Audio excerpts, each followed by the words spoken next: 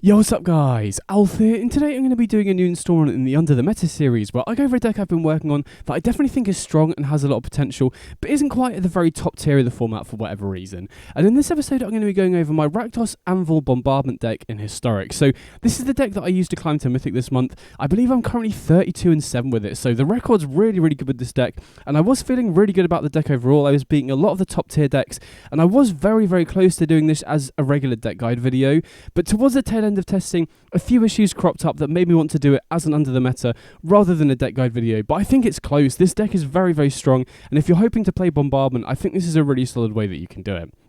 So anyway, as quickly mentioned there, this deck is largely built around this new card from the latest set, Goblin Bombardment, which is potentially one of the best cards in the format. This card has felt so strong to me. Having a free sacrifice outlet that can deal 1 damage to any target is so good, not only because it just gives you really good reach, right? You can get the opponent down to a low life total and then just sack your board to deal direct damage to them, which is a really good way to close games out, even if the opponent's ahead of you on board.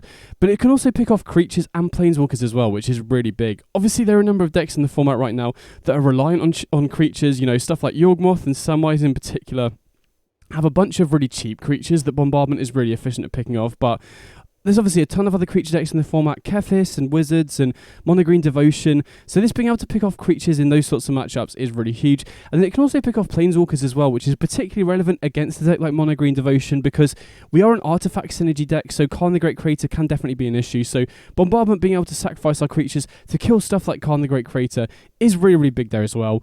And then additionally, you know, the rest of the format, obviously the One Ring is a really big player as well, and having a way to deal a bunch of chip damage to the One Ring decks is really huge because, you know, oftentimes they will go down to a low life total off the damage from the One Ring, and using Bombardment as a way to punish them for doing that is a really effective way to close games out. So, you know, shortly after this card released, I was really excited to try it and was trying to think of good homes to go alongside it, and the first one that really stuck out to me was Oni-Cult Anvil because this is a really efficient way of just pumping out a bunch of tokens so that we have consistent sacrifice fodder for the Bombardment, and then if we can get multiples in play, we can get multiple tokens out every single turn. So Oni-Cult Anvil is not only great at getting creatures into play that we can start attacking with, getting in for chip damage, we can also use it to block against decks that get on the battlefield quicker than us, and then obviously alongside Goblin Bombardment we can use them as removal to pick off the opponent's creatures or just direct damage as well.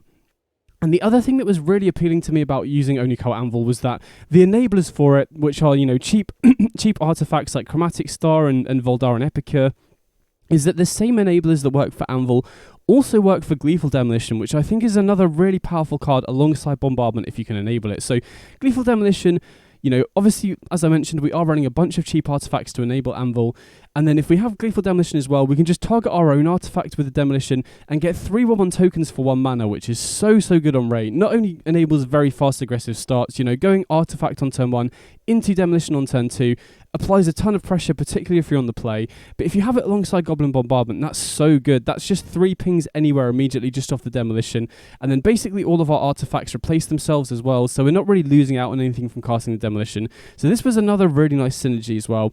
And then on top of that, the artifacts that we're running also work really well with Shrapnel Blast, which is another card that I've been really high on and trying to find a deck that can enable it, because being able to deal 5 damage to any target, you know, alongside Bombardment and Oni-Cult Anvil is such a good way to close games out and just deal a bunch of direct damage out of nowhere. You know, a lot of the time, particularly against those One Ring decks, they'll you know, stabilize at 5 and then you can just Shrapnel Blast them, or, you know, Shrapnel Blast plus Oni-Cult Anvil or plus Bombardment means that you can often just finish the opponent off even if they're above 10 life or something like that.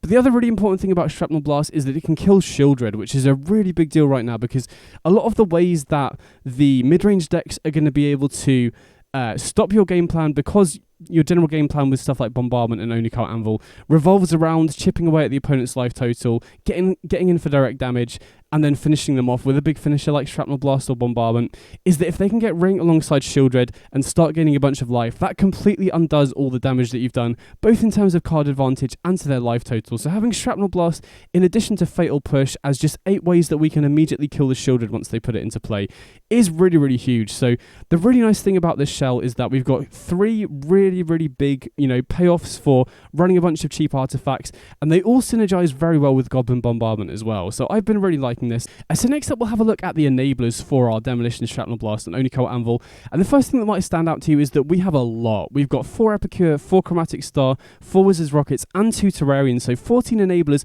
which might seem like a lot, but you've got to remember that these 12 cards in our deck don't do anything without at least one of these. You really, really need to maximize your chances of having at least one of these in your opening hand, or your hands are just not functional. And it's really, really bad to have to mulligan a hand with Demolition, Shrapnel Blast, or Oni-Cult Anvil just because you don't have one of these enablers. And the other nice thing is, they're not just dead cards, they do replace themselves. Obviously, Epicure doesn't quite replace itself, but all of the other cards draw us a card whenever we sacrifice them, so they always keep the cards flowing. They're not that bad to draw in multiples because of that as well.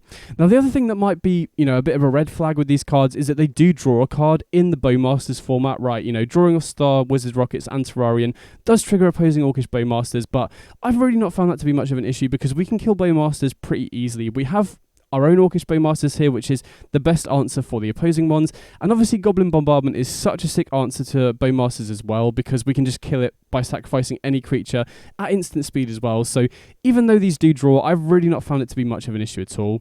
And the other really nice thing about these enablers is that they're very good with Lurrus. Obviously we do give up access to Mayhem Devil to have Lurrus, which is a big deal. I think Bombardment and Mayhem Devil is incredibly strong, but Lurrus has just felt so worth it in this deck. Being able to just, once you've got your engines online, start looping your Chromatic Stars and your Wizards, Rockets and your Terrarians, being able to get back Bowmasters, and also particularly Goblin Bombardment if the opponent's used a discard spell or killed it somehow with Lurrus is so strong. It just ensures that you win those grindier matchups way more often. You're much better against the Thoughtseize decks because of this, and it just makes hands that are slightly more, reliant on a single piece much more consistent, because if you do end up flooding out, you've just got the option to put Lurrus into your hand and then start looping these cards that can just draw and completely put you ahead on the board.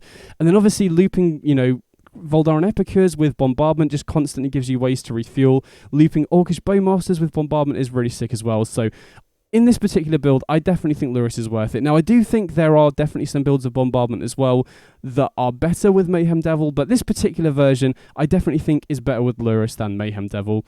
Then in terms of the other cards we've got in the deck, we've got 4 Fatal Push, which is just the most efficient removal spell in the whole format, and we're so good at triggering Revolt in this deck because we have so many sacrifice synergies, so this is definitely one of the best Fatal Push decks in the format. And as I mentioned earlier, being able to kill Shieldred is super important, and then also by extension, the creature-based combo decks are also some of the best decks in the format right now, so Fatal Push being able to kill Kethis and Yawgmoth and the creatures in the Samwise combo is really, really big as well. And then Orcish Bowmasters, one of, if not the best cards in the format right now. And I think this is one of the best homes for Orcish Bowmasters as well, because we can really make use of the extra, the Orc token that it produces.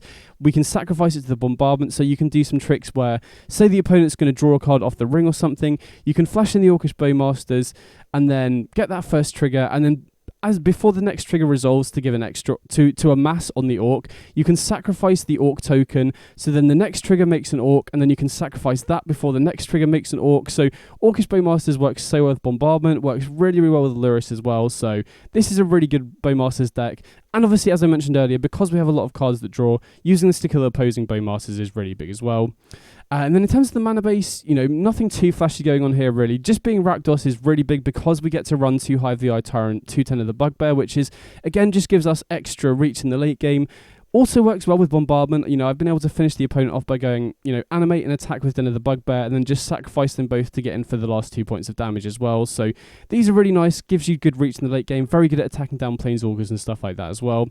Sokkenzan is really nice here as well, especially alongside Bombardment, because we can get in for 2 damage by attacking out of nowhere that might catch the opponent by surprise, and then obviously we can sacrifice them to the Bombardment as well. Takenuma obviously very good here as well, because we can get back Lurrus with it, which is something that comes up quite a lot. I've had games where the opponent's Thoughtseize the Lurrus, then I've used Takenuma to get it back, and then milling stuff over fills the graveyard to get other stuff back with the Lurrus as well. And then outside of that, just some red-black dual lands. I think it is very important to run actual dual lands. 4 pain lands might seem like quite a lot, but this is a deck where playing a pathway on one side and then not being able to cast a spell because of it is kind of punishing.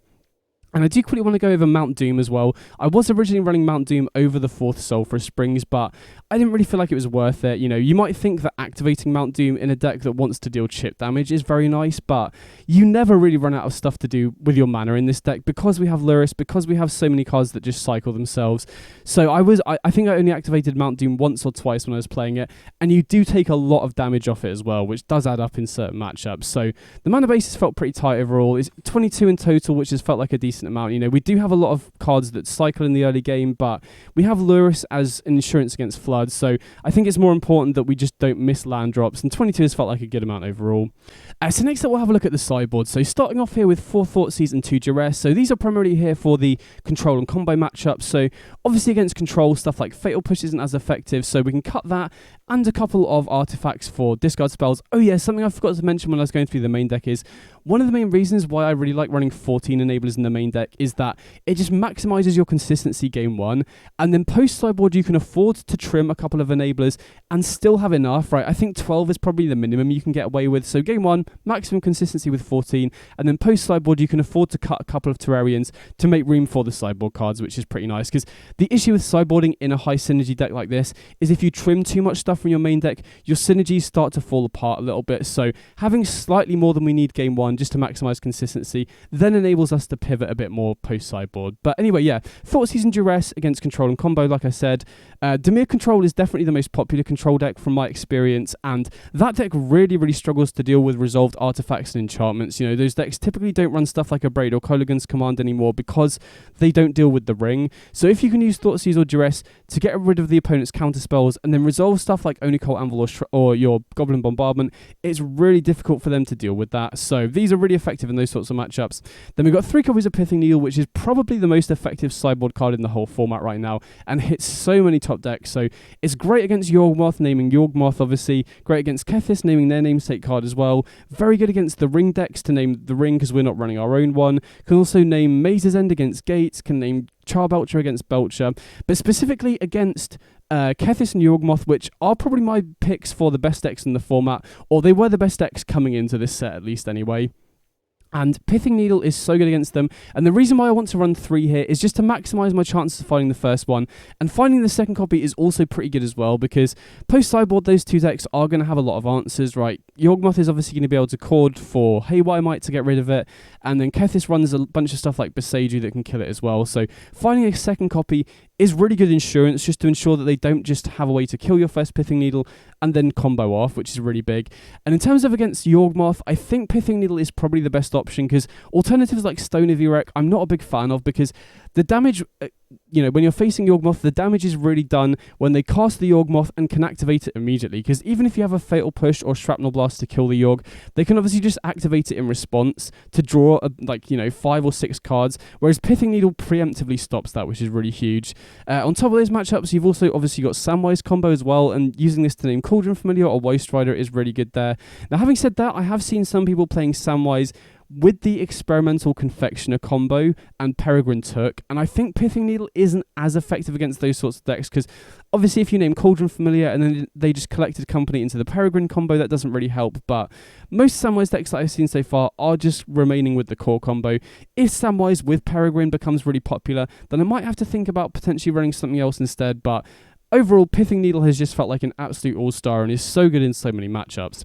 The next up, we've got 3 copies of Soul Guide Lantern for Graveyard Hate. So against the top decks, this is primarily here for Kethis combo, and I think Soul Guide Lantern is definitely the best option against Kethis, because exiling the whole graveyard is really important if you draw it in the mid to late game, and considering how much card draw we have off, you know, all of our artifacts and stuff, we are probably more likely to find our Graveyard Hate in the mid to late game, you know, compared to something like Unlicensed Hearse, which can only exile 2 cards at a time. Having Lantern be able to exile the whole graveyard at once is really huge. And then the other really nice thing about Lantern is that it's really nice with Lurrus. You know, being able to loop this, get it back from the graveyard, use it to draw a card and get it back, or exile the opponent's graveyard and then just get it straight back again is really nice. The reason that I'm running 3, you know, it might seem quite a lot running 3 when we've already got 3 Pithing Needle, which is also good against Kethis, is just to cover my bases against some more fringe graveyard decks. So during testing, I did come across Dredge and Reanimator a few times, and they did feel like really tough matchups when I didn't find the Soul Guide Lantern. So running the 3rd copy is kind of just a hedge against those more fringe decks, because the nice thing about this sideboard, basically all of our sideboard cards pull weight in multiple matchups, so we have the space here to dedicate this 3rd Soul Guide Lantern for matchups like Dredge and Reanimator, because those can be tricky without it. You know, the weakness of a sacrifice deck is you do tend to close games out quite slowly, which gives those decks like Dredge and stuff time to get ahead on the board. So I feel like the third Sideboard Lantern is a nice hedge, but this is definitely this flex slot. If you wanted to run another card, I think trimming the third Sideboard Lantern is the place to do it.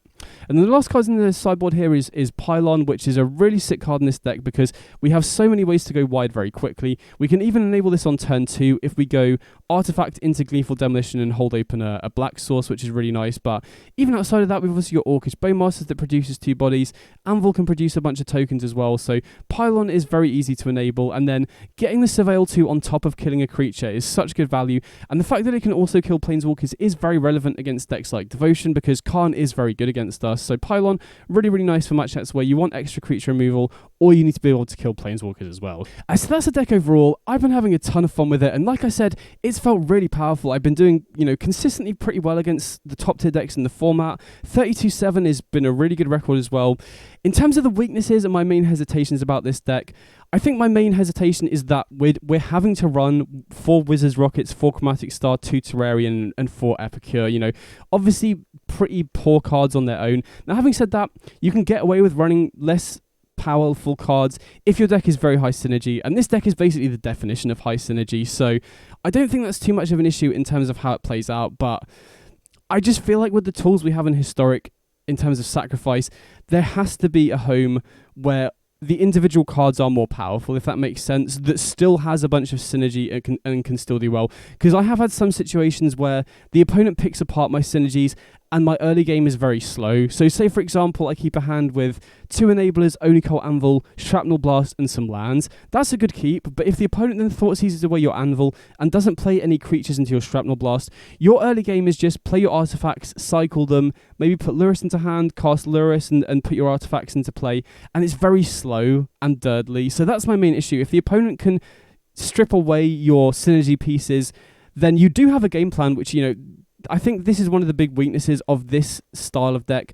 over some other high synergy decks, is that even if you're stranded with the worst cards in your deck, they all replace themselves. So even if the opponent does Thoughtseize away your Anvil or your Bombardment, you still have stuff to do, and especially Lurrus helps with that as well. You can always just put Lurrus into your hand and then start looping these. But my point is that if you are left in a scenario like that, you're giving the opponent a lot of time to assemble their things. So, if you are against mid-range and they Thoughtseize away your Anvil, you're giving them time to find their One Ring and Shield Red, which, you can still beat that, but that's my main hesitation with the deck, basically, that if the opponent does pick apart your synergies, or you just don't draw particularly well off these sorts of cards, then your game plan is very slow, which does give other decks more time. Now, having said that, the decks that I'm most worried about giving time to right now are the combo decks like Kethis and Yawgmoth, and because we have Fatal Push, Shrapnel Blast, and Bombardment, plus Bowmasters as well, we're actually pretty good at keeping them off the combo, even if we do have a slow start, which is pretty good.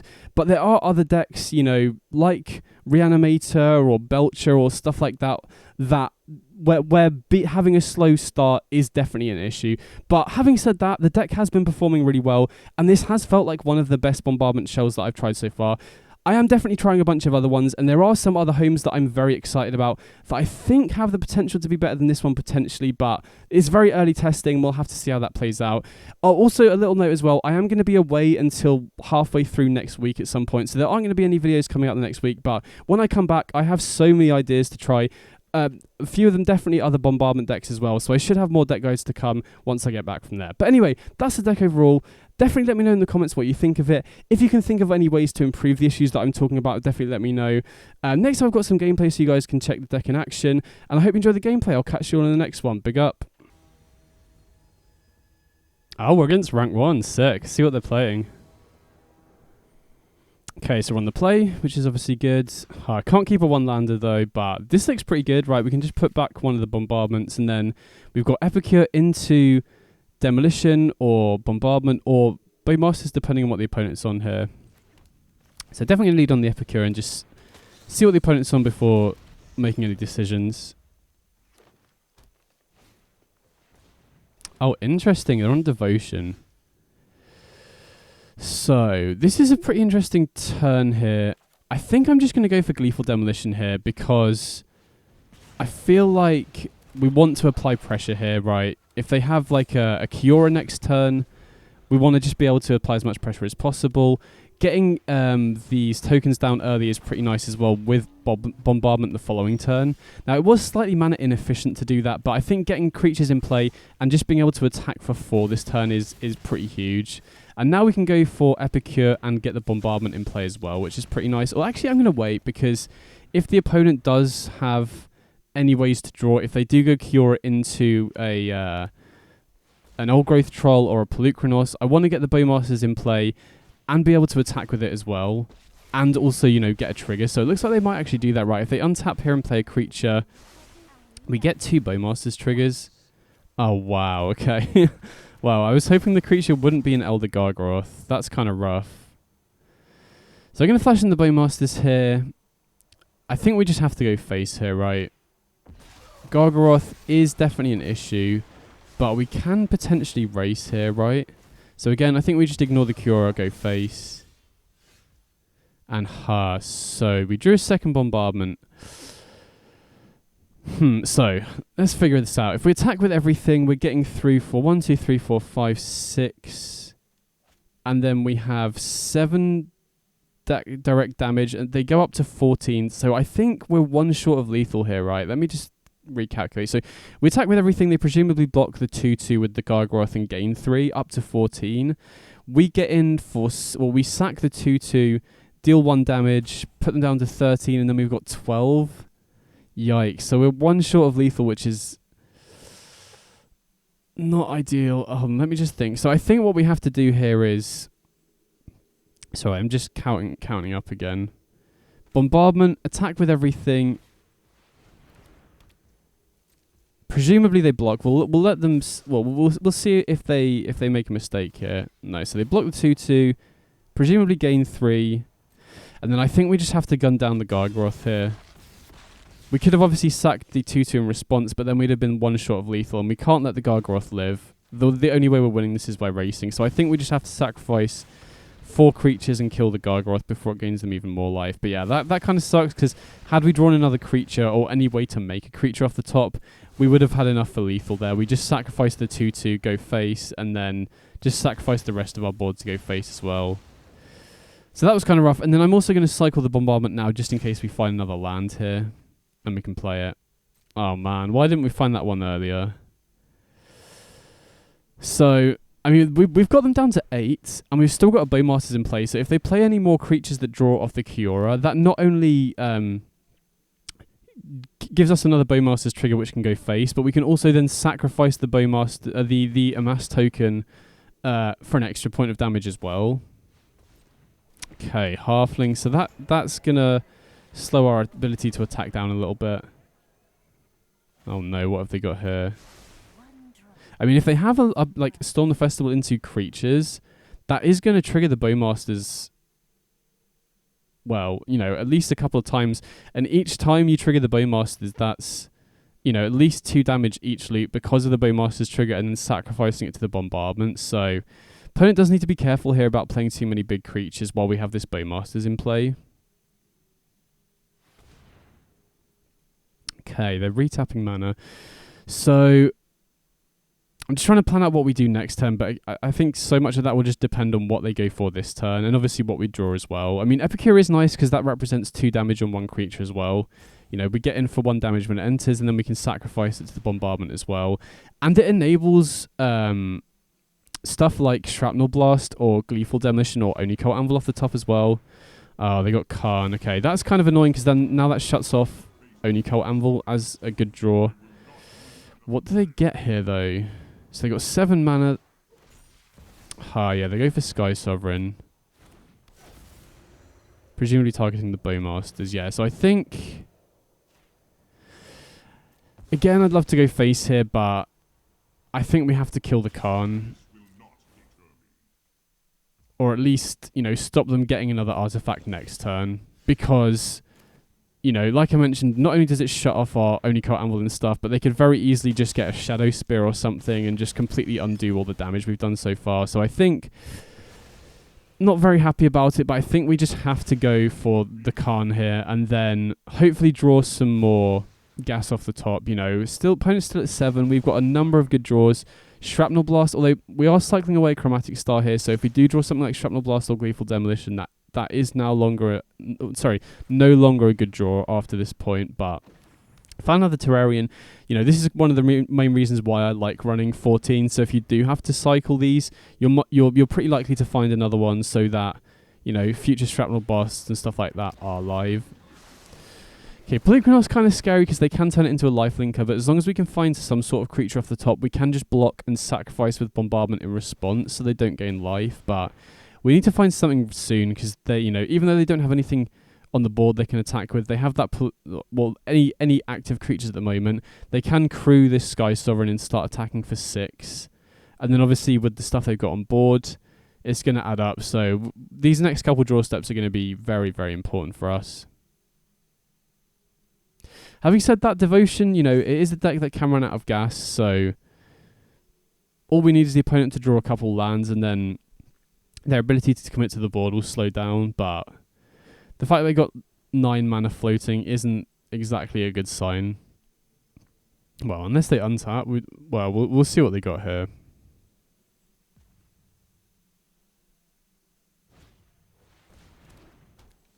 Wow, they Wolfwillow Haven the Nykthos. That doesn't make much sense. Should he did Wolfwillow Haven the forest? Although I guess they're never not untapping the Nykthos anyway. I guess it doesn't really matter.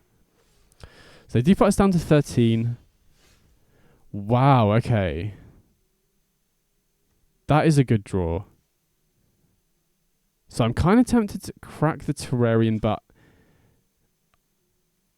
I think it's best to just hold on to the Bowmasters here, because if they cast another big creature, that represents a lot of damage, right? We flash in the Bowmasters, deal them 1, sacrifice the Orc token, they draw again, we deal them 1 again off the Bowmasters trigger, then sacrifice it again. That's 4 damage, it will put them down to 3. So I think our plan here is hope they cast another big creature, put them down to 3, and then draw something. And we do have a lot of good draws that can deal 3 damage. You know, particularly with this Bombardment in play right now, so I think wow, okay, they go for Cavalier. I was going to say, if they activate Polychronos, they also take 2 here, so we definitely flash this in. Maybe it's best to flash it in response to the draw trigger. I don't think it really makes too much difference here. So we deal them a damage, and then sacrifice the Orc token. Wait, I hope it gives me priority. Okay. Oh wait, but hold on, I should. Okay, what do they hit here? Wow, they're main decking Sky Sovereign, that's interesting.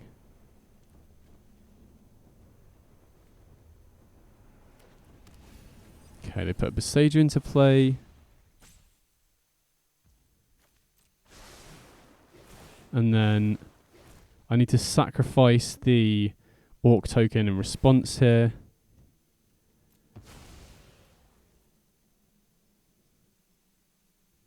Puts them down to 5, and then we get another Orc token. So they're effectively at 2 now, right? Because we can sacrifice both the creatures in play.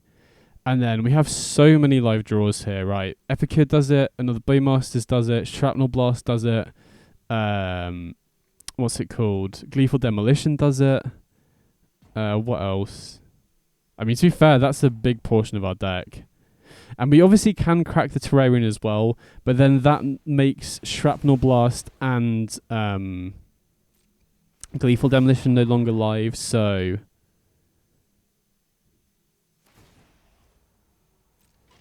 okay, so they crew the Sky Sovereign. Presumably they take out the Bowmasters here.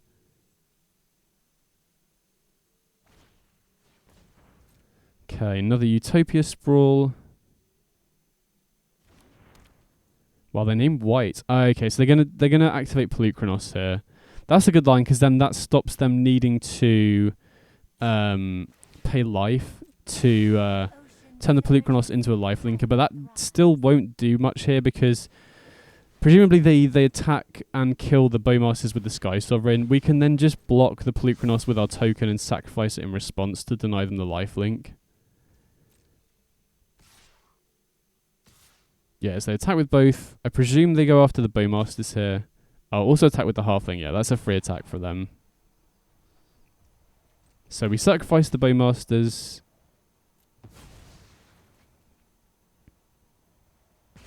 Put them down to 3. And then we block the Polukranos. Put them down to 2.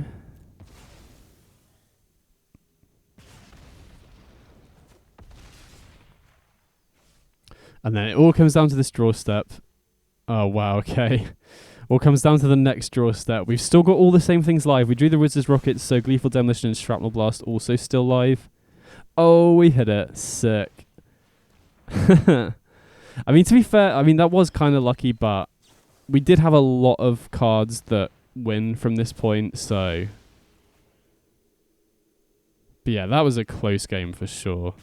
Okay, and an Anvil on top of that. So, Devotion is a pretty tricky matchup from my experience. Khan is definitely an issue.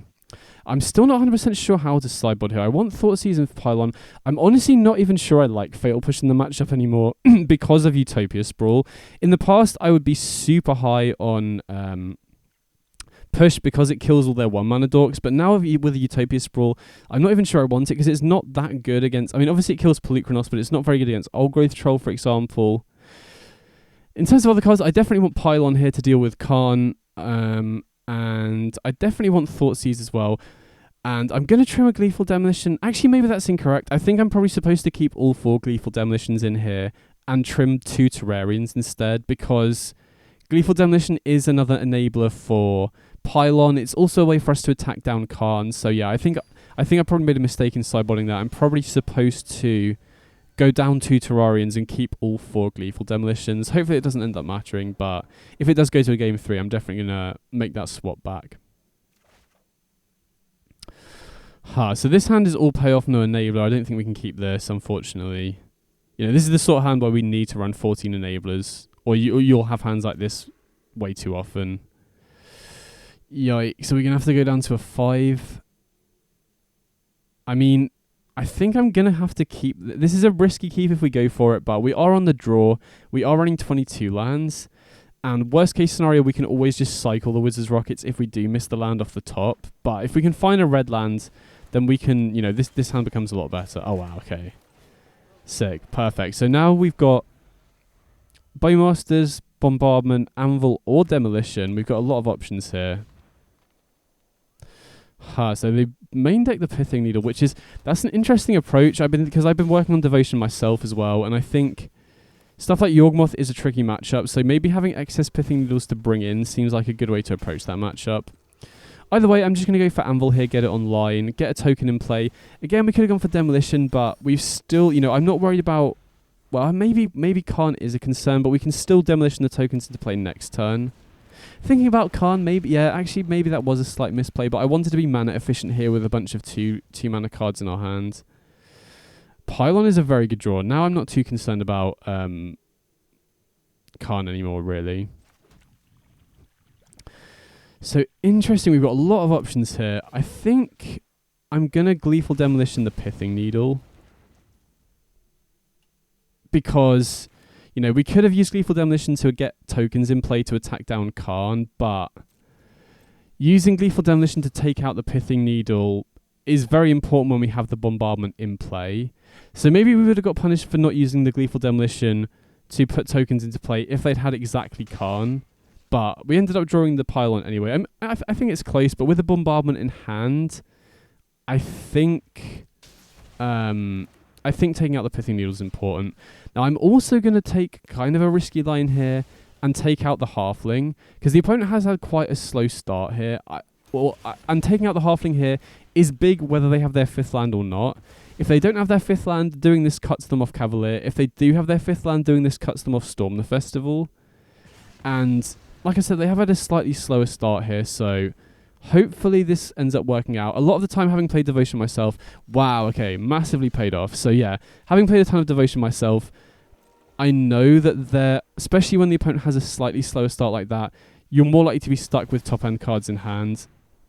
Okay, they do have Gargaroth here, but we have Baymasters into Pylon, which is a really sick answer straight away. So we go for Baymasters, convoke the Pylon, and then hopefully we can set up our next few draws off the Surveil as well. Interesting. I think I want to keep both of these, to be honest. Chromatic Star gets our Anvil back online, and we have Shrapnel Blast as either direct damage or just an answer to one of their big creatures as well. So I'm going to activate the Anvil here, draw a card, and then put them down to 16, attack them down to 14 here, and then having another Baymasters and Bombardment online is really sick. We've also got the option to go for Shrapnel Blast if we wanted to. But yeah, the fact the opponent did nothing turn before last makes me think they must have something really good in hand. Either way, I'm just going to flash in the Baymasters here. Use the Bombardment in response because, I mean, maybe it doesn't matter here because, you know, we'd be attacking with a 2-2 anyway, but yeah, I think we might have lethal here, right? If they just don't have anything, we go face here. And then we've got Shrapnel Blast plus Bombardment plus Anvil token as well. So yeah, we should get there, right? I think opponent must have Storm the Festival in hand. Yeah, they just scoop it up. So we got there. Nice.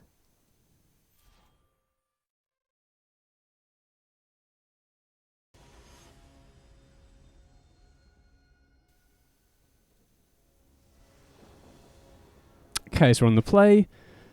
And, I mean, obviously this hand has no black mana, but the good thing about Chromatic Star and the other artifacts is they can be used to filter mana, so worst comes to worst, we can just go Chromatic Star into Oni-Cult Anvil on turn 2 off the star mana, and then we'll have drawn, 2 cards by then, so hopefully found a black source.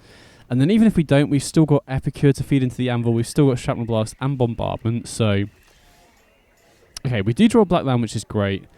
I actually think I'm going to go for Shrapnel Blast on the Halfling here. This might seem crazy using a Shrapnel Blast on the Halfling, but if we're against Yorg or, even if we're against like Samwise or something, using Shrapnel Blast, well, killing their Halfling slows them down considerably, so I definitely feel like it's worth it. And we're drawing off the Chromatic Star as well. Okay, so we are against Samwise, which is interesting. So now we've got a pretty decent follow-up. We can go Anvil into Epicure, get a token in play, and then Bombardment should be incredible in this matchup, right? They need multiple creatures with low toughness to survive to combo off, and Bombardment being able to take out all of them is huge. So, oh, interesting. They're running Peregrine Turk, so I assume they're also running the Peregrine Confectioner combo as well. Baymasters is a really sick draw here, though. So I'm going to flash in the Baymasters now and just pick off the Samwise before they have the opportunity to, potentially Collected Company or something like that. And I think I'm just going to sacrifice the Orc token, or we could sacrifice the 1-1. Actually, maybe it's best to sacrifice the 1-1 because we would need to sacrifice it anyway here, right? To get the... So I'm just thinking whether I should attack here or not. I think, yeah, we probably did mess up. I'm probably supposed to use the Bombardment to kill the Samwise. I mean, we did get in for a free damage there, but we could have had an extra creature in play here. So yeah, that was a misplay on my part. I should have definitely sacrificed the artifact token to Bombardment, and then we'd have 4 creatures into play this turn, which definitely could be relevant, because if they go Confectioner here, we probably have to sacrifice all of our creatures to kill it. Okay, so opponent has Collected Company. And it definitely could be relevant being 1 creature down in this spot for sure. So actually, we could obviously activate the blood token here to loot away this land, but the only play that makes sense here for the opponent is, I guess they could have Chord of Calling, but if they Chord of Calling for 2, that's completely fine with me. So I think what I'm going to do is just put Lurrus into hand and just pass here.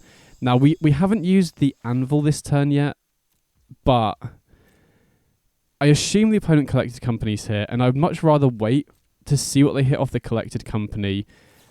Yes, they do have Company, so waiting was definitely right. And now doing it this way, we can sacrifice the 1-1 token, the Anvil token, to Bombardment, which will replace itself, so we basically get another point of damage off the Bombardment. And this is why it would have been better for me to use it last turn. Wow, okay, so they do have the combo here, so I think we need to take out... Which do we care more about? I think I'm going to take out the Confectioner here because them getting a bunch of rat tokens in play is pretty good against our game plan. So I think if we take out the Confectioner, then, especially with Bowmasters in play, I don't really care as much about Peregrine. If they use Peregrine fairly, we're just going to get a bunch of Bowmasters triggers. I mean, it does also give them food, which they can sacrifice just to gain life normally. But I definitely think taking out the Confectioner makes more sense here. Not 100% sure. But yeah, I am definitely regretting not sacrificing that, because having an extra token in play here would make a huge difference. I mean, hopefully they don't have a massively strong follow-up. Samwise is pretty good. I mean, that can get them back another Samwise from the graveyard, but thankfully Confectioner isn't legendary. So this is kind of another upside of us taking out the Confectioner here. So we find another Bombardment. Don't think that really matters. So we can get back... I think we just want to get back an Epicure here, because Epicure essentially gives us 2 more creatures to sacrifice to Bombardment, and I think this is just the name of the game here. Get creatures in play to have access to off the Bombardment to just kill any of their combo pieces. And then we don't really need the second Bombardment. Even if they kill the first one, we have Lurrus to get back any other Bombardments they, you know, if they do have a Boseiju or something. So even though we did misplay and we would have had an extra creature here, I feel pretty good about this spot now, unless they have... I guess they could have another Chord of Calling here. Oh, they do have the Boseiju. So I think... I think I'm going to take out the Samwise here, potentially. Although they can get back the other Samwise, but they do lose 3 foods to do that. Maybe I'm supposed to take out the Peregrine. Actually, no. I think we're supposed to take out the Samwise here, because if we take out the Peregrine, they can just get that back with the Samwise anyway. So yeah, they get back the other Samwise. They do lose 3 foods, though. So I think this is only really bad for us if they have either... Obviously, if they find the combo, that's obviously very bad for us, because we're basically shields down for a turn. As I said, we can get back Bombardment with Lurrus next turn, so they basically need to do something this turn. So as long as we can fade a Collected Company or a Chord of Calling for this turn, we should be good. And having said that, even if they chord into Confectioner, we still have the Bowmasters here to punish them for drawing, so... Wow, they didn't... Okay, so this must be a Collected Company, but we get Bombardment in play here, which is huge. And another Anvil is really nice here as well. Again, I don't think we can really afford to start attacking here. I think just having a density of creatures in play to sack to Bombardment is the most important thing. I can't imagine that they're running main deck Haywire Might or a second Boseiju, so I have to assume that this Bombardment is going to stick around. Wow, they didn't have Collected Company. What? Oh, maybe they're holding on to Samwise to get value off it, because we can just ping it down immediately, which kind of makes sense. Okay, they go for Gilded Goose. They get 2 foods, which is not bad. Okay, yeah, they were waiting to get 3 foods in place, so if we kill Samwise, they can just get the other one back, which makes sense. But again, I don't think we're really in a rush to kill anything here. As stands, their board state isn't really doing all that much at the moment. Again, I think I just want to keep getting back the Epicures here, just keep getting more creatures into play. Because even though we're not really attacking or able to attack here, we are just gradually whittling away the opponent's life total, and we're getting a bunch of creatures into play to the point where I think the opponent's really going to struggle to ever assemble either combo at this point. So we definitely want to sacrifice one of these tokens just to get the Oni-Cult Anvil triggers. I think I'm going to go after Samwise here. They can obviously use Samwise to get back the other Samwise, but with this Shrapnel Blast in hand, I think we can potentially go for lethal here. Right, presumably they sacrifice the 3 food tokens. I want to do this first because if they don't sacrifice the food tokens to get back the Samwise, they have those food tokens available to gain life instead, which would cut us off going for lethal. So we're short of being able to fire up Den and go for Shrapnel Blast, but I think we can just attack with everything here. They can't block with the Cauldron Familiar. They obviously can block with the Gilded Goose, but I think regardless of how they block here, we should be able to get in for lethal, right? Maybe if they block the Gilded Goose with the...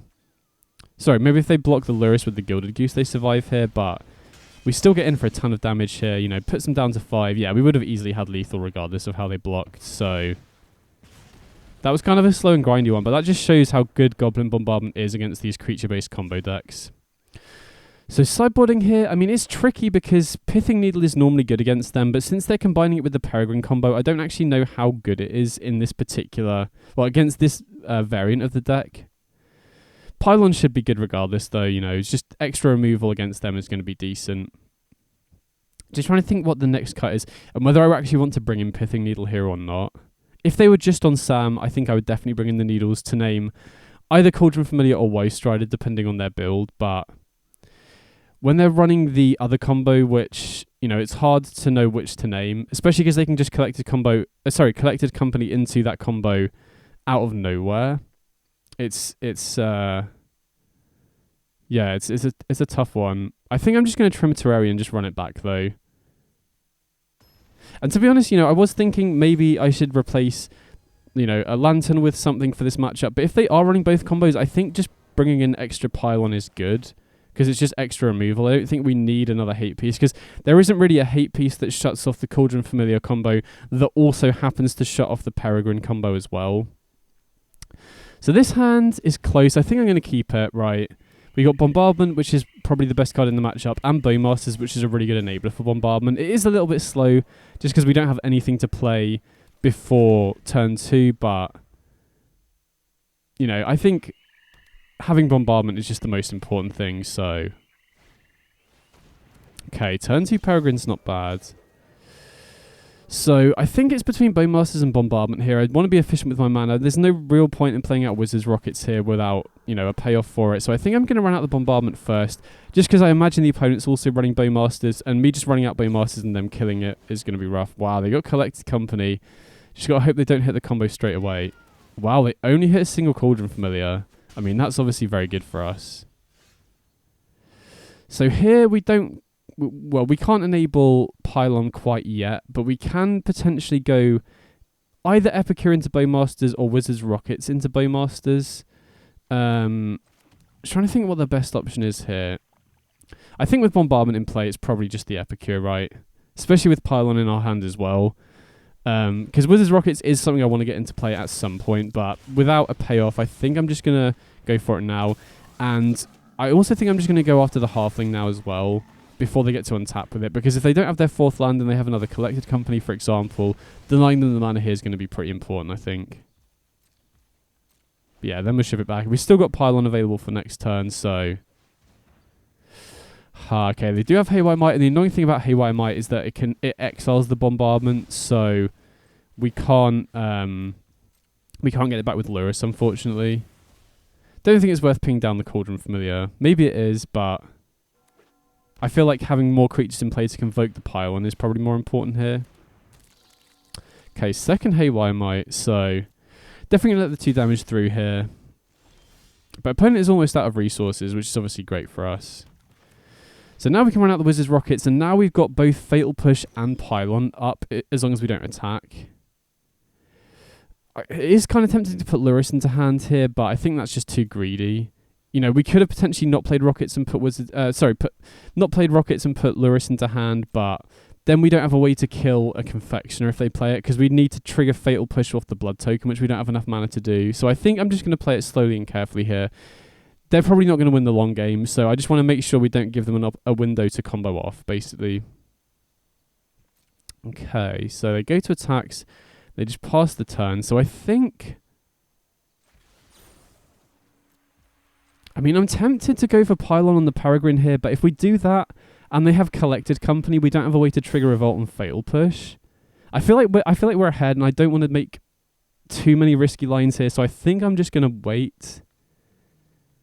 I mean, that was a tough call. If they have Collected Company here, we can potentially lose, and I feel like we're kind of in you know, this is definitely our game to lose, basically. So I want to play a bit more carefully. The opponent's already not attacking, so I think I'm going to wait, trigger the Rockets. Okay, they didn't have Collected Company anyway, so that's fine. And again, we could put Lurrus into hand, but I kind of want to hold open Pylon again. Maybe I'm playing this too cautiously, but I just feel like they're not going to win the grindy game against us, so the only way we're going to lose is them assembling the combo, so I might as well just play really carefully and just ensure that they never assemble the combo, if that makes sense. So no attacks again is great to see. We can pile on the Samwise here. Wow, looks like they've got something. They have Chord of Calling here, maybe? They can Chord for 3, if that is what they've got. Oh, maybe they're just getting priority for the Haywire Might. Maybe they don't have anything at instant speed. They could just be sandbagging a land for all we know. But either way, definitely want to take out the Samwise. Oh, they do have Chord, okay. They called for 2. So is that a Bowmasters or another Samwise maybe? Okay, that's a pretty good move, because now they get to keep the Samwise, they get food, and we don't get the Surveil as well, because the spell fizzled. But we can use our remaining mana to loot away the blood token. Oh, nice. Okay. Another pylon's pretty good here, because now we can pylon and put Lurrus into hand. So I'm going to pylon main phase just to, play around. Sorry, I'm trying to think whether we want the bombardment here. I think I'm going to keep the bombardment on top, even though they have the Haywire Might here. It basically just forces them to sack it, and then we don't have to worry about the Haywire Might anymore. But yeah, I wanted to main phase the pylon there just to play around any protection spells they might be running. Because I would definitely be using that pylon end of the opponent's turn anyway. So I think that's a fine line to take. So now I'm going to play the Lurrus. I presume they use the Haywire Might to take out the bombardment here, which is kind of fine. Don't really mind. I mean, obviously we prefer the bombardment to be in play, but they're just going to sandbag that Haywire Might until we find Anvil or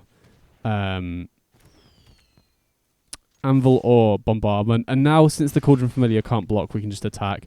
And I feel like they don't have Collector's Company unless they've just drawn it for this turn, So I feel like we can start applying a bit of pressure back now. Wow, okay, so they've got Strider and Familiar, so they're 1 card away from assembling their combo. So I'm going to run out the Anvil here. And I think I'm going to manually activate the artifacts to start off with, because if we replay the Wizard's Rockets, it enters tapped, so we can't activate it immediately, unlike the Chromatic Star. But I just want to find more removal here, basically.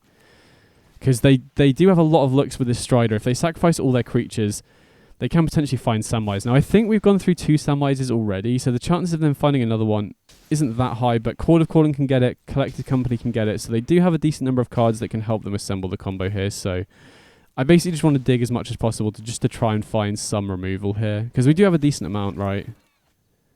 Oh, yikes. Shrapnel Blast is the only removal that we can't actually cast right now, so we've just got to hope they miss for 1 turn on these Wave Strider Scries. And like I said, we have gone through, what is this? Yeah, 2 Samwise down already, so they've only got 2 left, presumably. They are scrying with the Woe Strider, though, so yeah, we just got to hope, again, fade for 1 turn, and I think we should be good here. Okay, they're thinking about this one. I mean, I assume if it's a Samwise, it's an instant top. I assume if it's a Collected Company or a Chord of Calling, it would be an instant top as well, so if they're having to think about it for this long, I think that's probably a good sign. Okay, especially if they just end up going for the bottom anyway. And they sack the Halfling. I mean, makes sense. I think they just have to go for it now. Because the longer they give us, even if we didn't have a Shrapnel Blast, next turn we draw, we get back a Chromatic Star, we get to draw another card to try and find removal, so okay. I mean, that probably means they don't have it, or I think they would main phase it if they had it, right? Because we would be shields down. Now I think we're good. All we need to do now is just hold open Shrapnel Blast to stop them comboing. Now, it is kind of frustrating here that I was going to say that we can't attack, but I think we probably can attack with the tokens and the Epicure at least, right? Presumably they block the Epicure, but we still start getting in for damage here. Also bluffing Bowmasters, but they have enough stuff in the graveyard where they could just escape the Strider if we did have it. So now we can just sacrifice the Chromatic Star, get a bunch of tokens into play. Okay, Gleeful Demolition is nice. Could potentially save that for Pithing Needle, but I feel if they're running Collector's Company, they probably can't afford to bring in Needle against us. So yeah, I just want to get creatures in play. Now we can start attacking next turn. Now we can start applying a ton of pressure. Oh, yikes. There's Collector's Company. I mean, I still think no matter what they hit here, we should be able to shut them off. Wow, they hit 2 Striders. So, I mean, that's good because it's not the combo, but that does kind of stop us attacking here, I think. So I might as well... I feel like with 3 Anvils in play, and I don't know if I'm going to be attacking with any of these creatures next turn, I'm just going to activate the Anvil to make sure that we keep getting in for chip damage here. Because I'm not worried about them attacking me. Maybe I'm supposed to leave them and just attack next turn, though, because we are going to get... You know, we can get the Epicure in play, we can get 3 more tokens, so... So yeah, maybe I'm not supposed to use the anvil there, but I feel like I'm probably not attacking this turn, and I don't want to miss out on any potential damage, so... I mean, the scary thing is the opponent has a lot of scries here, right? If they want to, they can scry 4 times. 5 if they use the familiar as well. So, I want to dig to a backup removal spell. I mean, again, I think Shrapnel Blast should be good enough here, right? But if they do find another collector company or something... Okay, perfect. That's exactly what we needed. So now I feel like we're safe. Now I feel like we basically can't lose this game as long as we don't make a mistake. Because we have Revolt at any time because of the Oni-Cult Anvils, so... And if the opponent does durdle around a lot and scry, we can just potentially attack with everything and then just Shrapnel Blast for the win, so yeah, I feel pretty good. I mean, these are the sorts of matchups where Bombardment decks are just the nuts, right? I mean, even though we didn't really use Bombardment much this game, having this much removal and clogging up the ground is just really, really effective against them. Basically forces them to combo, and when their combo is reliant on creatures and we have a ton of interaction, it's really hard for them. Okay, so they have an upkeep stop, sir. I wonder what this is. Chord of Calling, maybe? Chord of Calling for 2. So is this... Oh, this is for Samwise, right. So, presumably they activate the familiar. We can just kill the Samwise here.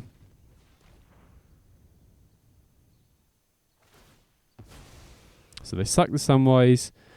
So I think we should just be good, right? We can attack for lethal. We've got Shrapnel Blast as... You know, they're essentially at 6 now because... I guess 7 after the familiar, but yeah. We should easily have lethal here, right? So we can just play the Epicure. Put them down to 11.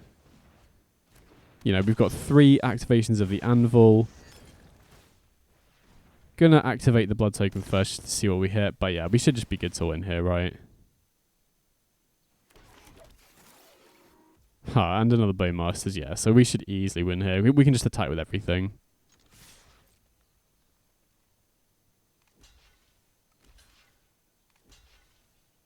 Yep, makes sense. But then, yeah, we put him down to 3. Even without the Shrapnel Blast, we win with the Anvils. Yeah, opponent just scoops up. So yeah, we got there. Nice.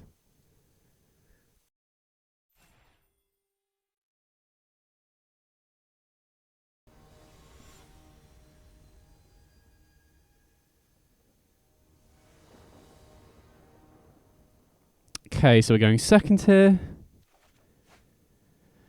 And I mean, this hand is obviously missing an enabler, but I think I'm going to keep it. Having Fatal Push on turn 1 is very good against a ton of decks. And then, even if we can't draw an enabler, we can potentially go Anvil into Demolition the Anvil, make 4 tokens and Bombardment. Wow, as opponent on a mull to 4? What deck mulls to 4? Maybe they just got really unlucky with no lands. Oh, Leyline of Abundance. I mean, if they've got... I was going to say, if they've got a Dork, we have the Fatal Push. So these Fatal Pushes not looking too hot against Utopia Sprawl, but the opponent only kept 1 other card in hand, so... Maybe they just kept a bunch of ramp, though. That's kind of scary. Even, well, I mean, obviously, being on a mull to 4 is very rough for the opponent, but... If they can keep hitting lands and then top deck something like a Cavalier of Thorns, that is a way that they can just get straight back into the game. So here we could do the line, like I said, of Demolition into Bombardment, but I feel like we just need to apply pressure here. I'm going to play the Wizards Rockets, use Gleeful Demolition on them, put 4 tokens into play, so if they do rip a Karn off the top or something, then we can just immediately attack it down, and then... Okay, we drew Wizards Rockets. I was going to say we can hold open Fatal Push to kill any Dorks that they play. But then now, next time we can go Bombardment, and then I feel pretty good about that spot, right? We have a lot of direct damage that can pick off stuff. It would be kind of scary if they did just play a big creature here, though. Although we're probably just forced to try and attack around it at that point. Okay, just a Kiora. So interesting whether we want to go after the Kiora here or just go face and ignore it. Interesting spot. I think I'm going to lead on sacrificing the Wizards Rockets first just to see what we find here. You know, maybe if we draw Shrapnel Blast, that'll make me more inclined to go face. So here, I think because of the position we're in, it's just right to go after Kiora. The opponent's still at 19, and one way they can potentially get back into this is just drawing a bunch of creatures that Kiora then, you know, gains them a bunch of card advantage. You know, they're so far behind on card advantage because of the mull to 4 that I feel like it just makes sense to go after the Kiora. Well, they don't play anything. I mean, presumably they have the mana to cast everything if they want to here. Sorry, motorbike just went past. Hopefully you didn't hear that. But yeah, maybe they're just sandbagging a land. That's the only thing I can really think of here. I mean, either way, Arena's giving away priority. They don't really have anything here, so we can attack the Cura, go face with the other 2 tokens, and now, you know, now we're getting within range of just being able to kill them really soon with the bombardment here, right? So we've got 6 damage in play, 6 damage off the bombardment. Okay, they did find a Cavalier of Thorns, but I think it might be just a little bit too late for them. I mean, we'll have to see. I don't want to, you know, don't want to jinx it here, but okay, yeah, they were just sandbagging around. Makes sense. Okay, so I mean, we're definitely attacking here. I'm just trying to think what else we're doing. So definitely going to attack with everything. Can sacrifice the token to the anvil, get a replacement token, and then put them down to 10. And again, we've got 6 damage off the... maybe we should have sacrificed the token that was blocked to the bombardment and then sacrificed the wizard's rockets to the anvil. But either way, I think we should just be good to win next turn. Unless they happen to rip, like, Storm the Festival into perfect. Yeah, okay, we just win here then, thankfully. So yeah, obviously very rough for the opponent to mull to 4. Against Devotion, that does happen though, because, you know, I've had multiple times where I've had to mull low because I just didn't open a hand with early ramp, or, you know, you're running a relatively low land count. Sometimes you get given 1 landers. So here, again, I'm not sure. Fatal Push is a weird one in this matchup, honestly, because of Utopia Sprawl, basically. If it was just mana dorks they were relying on, then I think it would be great, but I think I'm going to switch from Fatal Push to Thoughtseize because of Utopia Sprawl specifically. Right, you know, having a Fatal Push for their turn 1 and then them just going Utopia Sprawl. Fatal Push is just not good against anything other than their mana dorks, so... This is a very weird hand, but I'm going to keep it. Oh, okay. Spoke too soon. They happen to have the mana dork the time where I don't have the Fatal Push in the deck, but I think it's fine, right? You know, we've got the bombardment to pick it off anyway if we need to. Okay, they do have Cura, but no follow-up, which is obviously good for us. So I think we'll attack the Cura here, and then I think I probably like just using Shrapnel Blast here on the Llanowar, which might seem like a waste, but I don't want to sacrifice the Epicure. I really want to keep that in play so that next time we can potentially Shrapnel Blast the Cura down. I mean, if they obviously use the Cura on tap, then we don't have to worry about that, but with 3 Shrapnel Blasts in hand, I don't really think it's going to matter that much. Maybe it will, not 100% sure, but... You know, had we used up the Epicure there to kill the Cura, they would still have the Cura in play going into next turn. Which I think is worse than them having the Llanowar Elves. And obviously we would have a second Shrapnel Blast in hand, but the thing is against mono green, you're not going to be able to get in for damage to get them low enough to kill them with Shrapnel Blast if you allow them to just get a bunch of mana. And Cura would have drawn them an extra card here. So I think on balance, I'm pretty happy with that play, but... You know, it's close. It does always feel weird using Shrapnel Blast on a mana dork, but I think it's probably correct in some spots. So here, you know, we could obviously attack with, attack and use Shrapnel Blast to try and kill the Cavalier, because presumably they block with the Cavalier, but, you know, I don't really want to give them the selection off Cavalier. Although, having said that, I don't know if they had anything great in the graveyard. So maybe it would have been better to attack there, but... I kind of want to get Lurrus in play here to start getting some value. Maybe that was greedy though. Maybe I could definitely see an argument for attacking just to see if they block, but even then I don't think we're in a particularly great spot. Right, we kill the Cavalier and then we don't really have a good follow-up play. Whereas now we do have Lurrus for next turn. Okay, so thankfully they didn't hit Storm the Festival. Hopefully they don't have one in hand. Oh yikes, they got a Khan. So that's a problem, because now they have Khan and all the mana in the world. Wow, okay, God Pharaoh's statue, so... Yeah, we're not in a great spot here. I mean, we do have Gleeful Demolition to take out the God Pharaoh statue, so it's not completely game over. I think it's very important to take out the Khan here, though, right? If we take out the Khan, they don't have any good top end, really. I mean, we are obviously under pressure from the Cavaliers, but they didn't attack last turn because they wanted to protect the Khan, so... Oh, wow, Storm the Festival, so... If they get a good hit here, we're probably not going to win. Yikes, yeah, okay. I'm going to say next time we could at least Gleeful Demolition the God Pharaoh statue, but with another Cavalier and Khan in play, definitely not going to be winning that one. So, again, I'm going to have to watch that back because I do think there were some tight spots. I'm kind of tempted to keep Fatal Push in here because it looks like with actually, yeah, Leyline of Abundance, they must be running slightly more mana dorks, surely. And obviously, I don't know. I'm still not 100% sure the correct way to board against Devotion with Utopia Sprawl.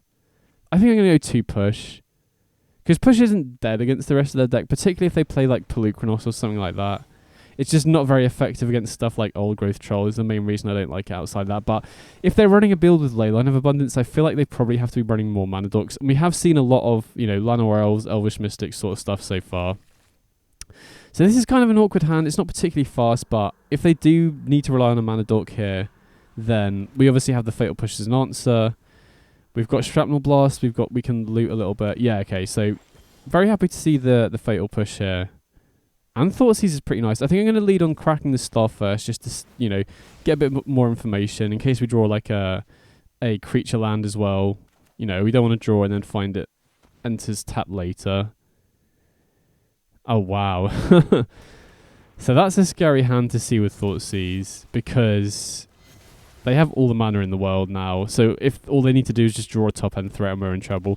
I mean, having said that, we do have Shrapnel Blast, which again is going to feel weird using Shrapnel Blast on a mana dork, but here I'm like 100% sure it's the correct play because it, if we let them untap here, they potentially have 5 mana going into next turn as opposed to 3, which is night and day.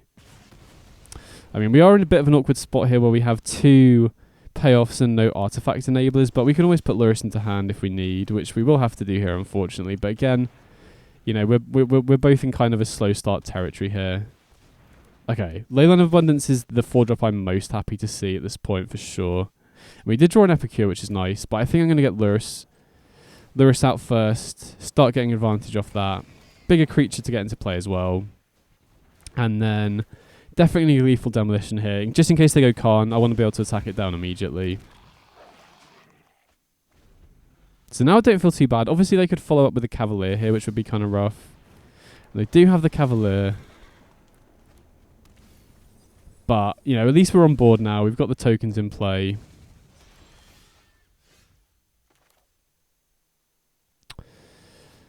And I think this is probably a spot where I'm happy to trade a Shrapnel Blast for a Cavalier. Presumably they block here, maybe not. I'm going to play the Bombardment first because I feel like with that in play they're more likely to block, which is what we want them to do. And they do obviously have Khan in the bin, I think. Let me just check. Yeah, Khan and Old Growth Troll, but if they put Khan on top and they draw it, I don't think they can get anything that great, right? Because we cut them off 3 Devotion with the Cavalier dying here. So what would they have access to? They've only got access to 2 or 3 mana off the Khan minus here.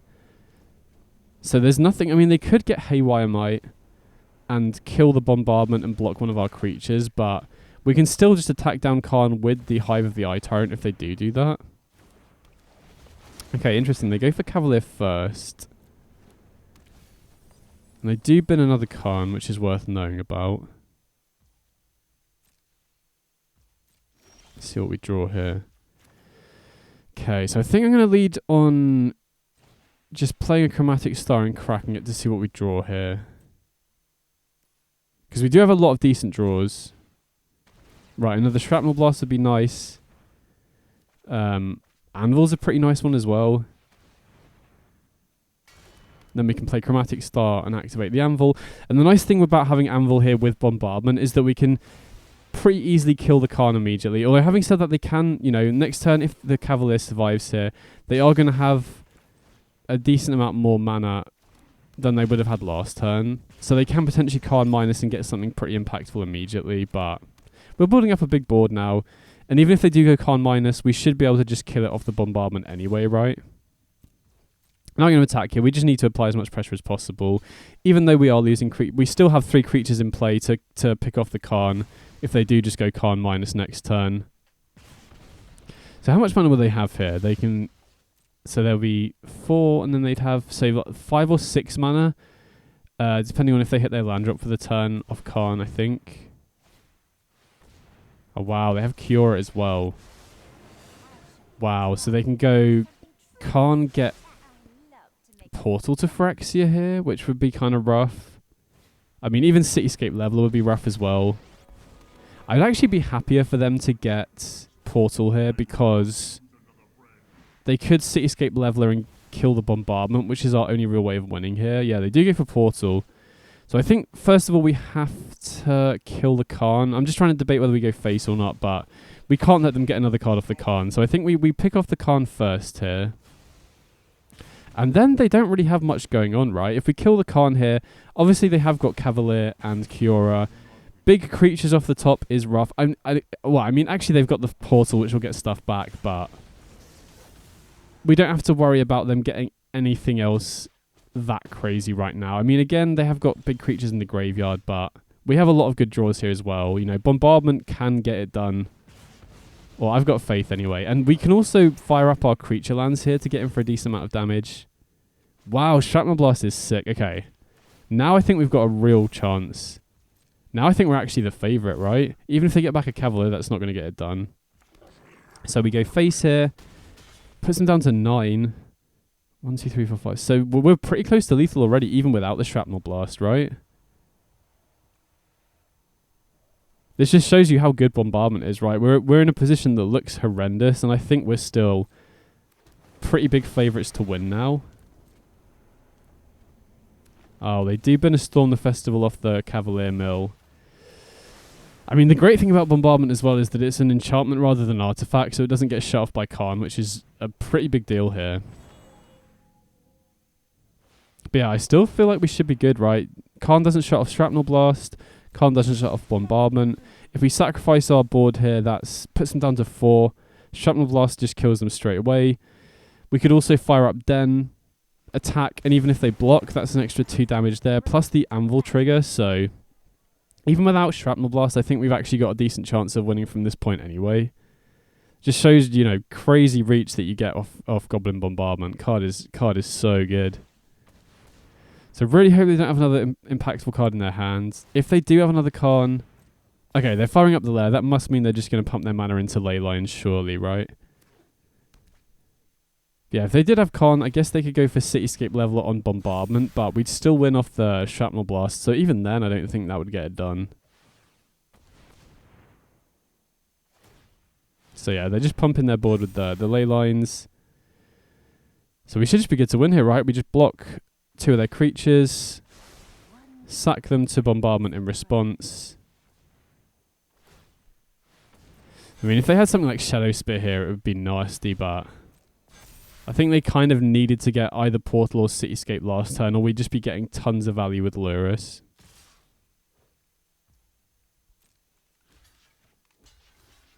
So we just block both their creatures, sack them to the Bombardment.